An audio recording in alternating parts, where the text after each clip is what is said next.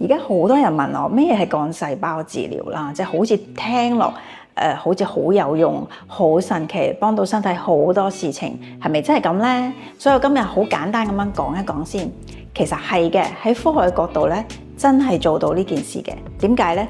因為咩係幹細胞先？受精卵其實就係幹細胞，由咁細嘅一粒細胞，慢慢分化、慢慢複製，變到我哋有手有腳、有眼耳口鼻，跟住出世，咁係咪好 powerful 嘅一件事啊？幹細胞佢有一個分化嘅潛能，其實幹細胞係可以分化成為我哋身體唔同嘅組織啦。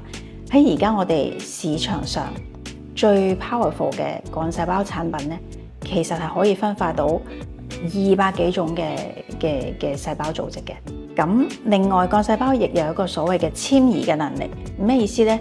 即係話幹細胞喺我哋人體體內係好似有個 GPS 嘅一個功能，身體邊一度需要修復，邊一度受咗損傷，需要幫助嘅時候咧，幹細胞自動咧係識得去嗰個位嚟幫我哋進行修復嘅。咁我哋人嘅衰老其實係源自於幹細胞嘅功能咧係下降咗，同埋幹細胞嘅數量喺我哋身體嘅數量咧慢慢減低咗，所以我哋就衰老。